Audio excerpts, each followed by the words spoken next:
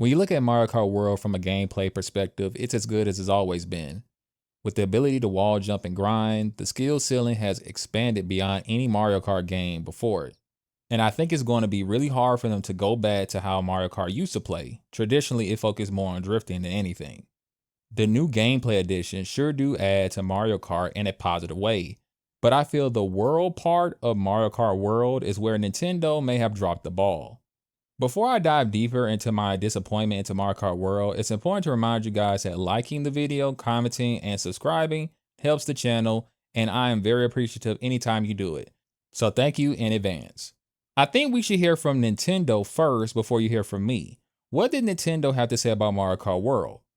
In a developer interview, Yabuki, the producer of Mario Kart World, stated that the reason they didn't call this game Mario Kart 9 was due to it being more than just new tracks. They wanted Mario Kart to go to the next level, and the world design was the answer. In other words, Mario Kart World was to be an evolution to the series. From my perspective, someone who doesn't play Mario Kart that often, I too felt the open world design would have made Mario Kart not only fresh again, but by adding more modern features, it also spoke to me personally and to other people that always wanted a little bit more from Mario Kart when it came to content. As far as the racing game genre goes, Mario Kart has been outdated for a while. Even though kart racers aren't known for big open worlds, they are known for stories and having adventure modes, which Mario Kart never had. A story and adventure mode are two things I always felt will only add to Mario Kart, which will only give longtime fans more things to do, and it could potentially attract new players like myself. So you could probably guess my disappointment when I learned that Mario Kart World is sort of a sham. This is not an evolution to Mario Kart at all, and seeing as this is one of the driving forces behind Nintendo's decision to bump the price up to $80, yeah, I think Nintendo got a little bit ahead of themselves. Before anyone says it, yes, I know Mario Kart World is selling just fine, and that's not shocking to anyone. But this isn't about sales numbers. It's about if Nintendo delivered on their new open world experience in Mario Kart. And I'm on the side of no, they didn't. I wish I had known beforehand that the open world and the circuit racing were basically separate experiences. In a separate menu, you pick your cup and your racer like any other Mario Kart game in the series. I thought you would have been able to drive to the tracks themselves in the open world and begin your cup that way, like most open world racing games.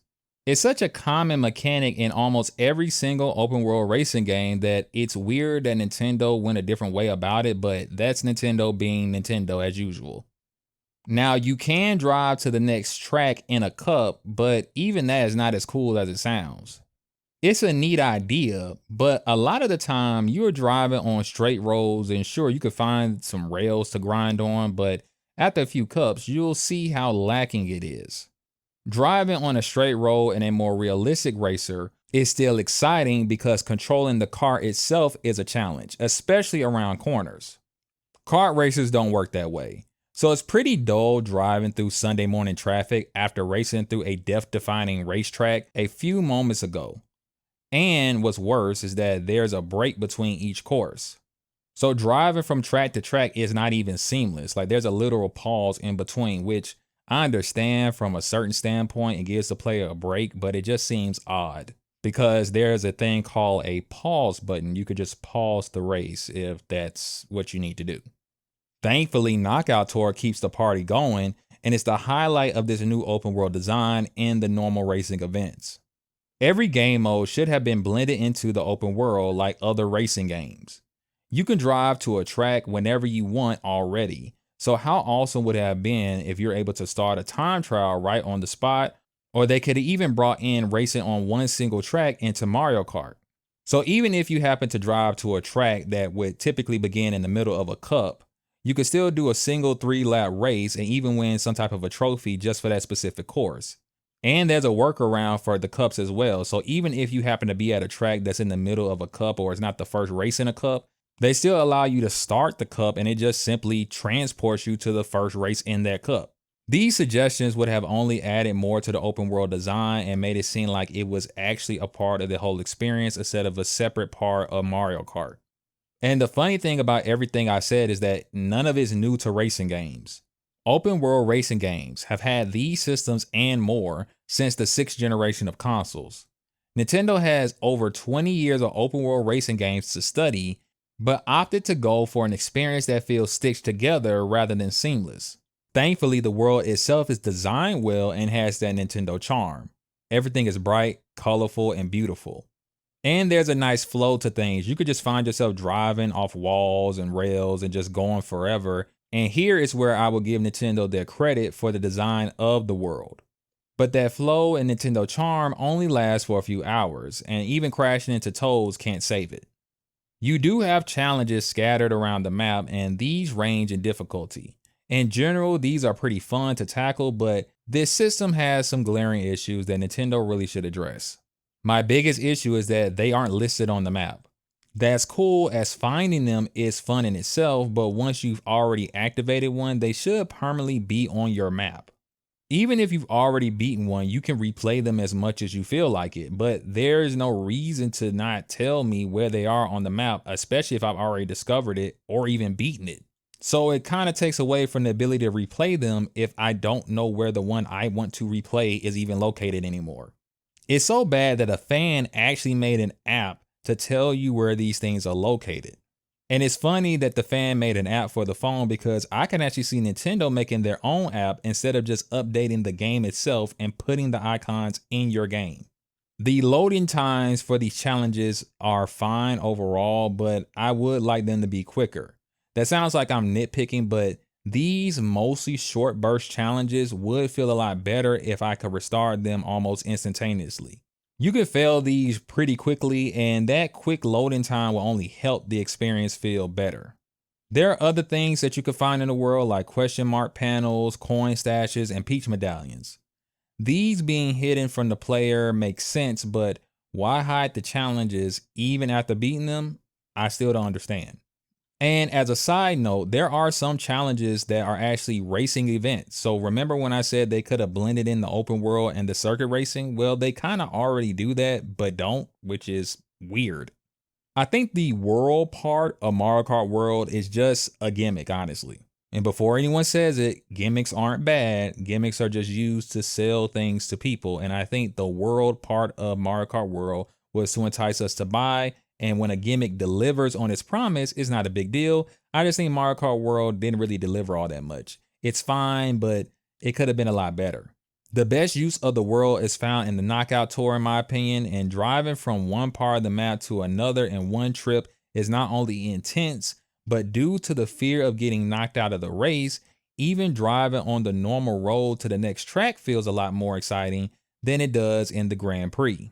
Just reading some of the interview for Mario Kart World tells me that they are really behind the times. I thought that with modern technology, being able to seamlessly transition between courses and realize a single vast world wasn't beyond the realm of possibility. Nintendo, have you all not been paying attention to gaming for the past 20 years? This quote should explain why Mario Kart World feels like a prototype of a GameCube era racing game. What do you mean that it's not out of the realm of, you shouldn't even question if it's out of the realm of possibility. It's a kart racing game. A kart racing game. We're not talking about Grand Theft Auto here. It's a kart racing game. Yes, you can make a kart racing game in the. Let me calm down. They even said that driving on straight roads for too long would have been boring. And that's why they invented rail riding and wall riding. That's funny because a lot of these roads leading to tracks have no walls to ride, and rail riding really doesn't add much, especially if you're already in the lead. Now, when it comes to the main courses, that's when those mechanics shine, but on the regular open road, not so much. And the funny thing about all this is that I don't believe Nintendo knew what they were giving us was behind the times. Like, I really think Nintendo is just in their own bubble.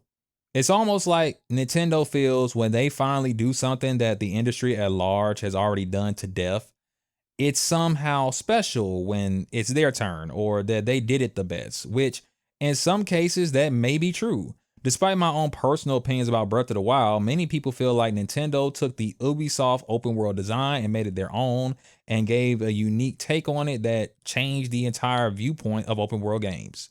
Again, I don't feel that way, but I can't deny that that's what other people feel.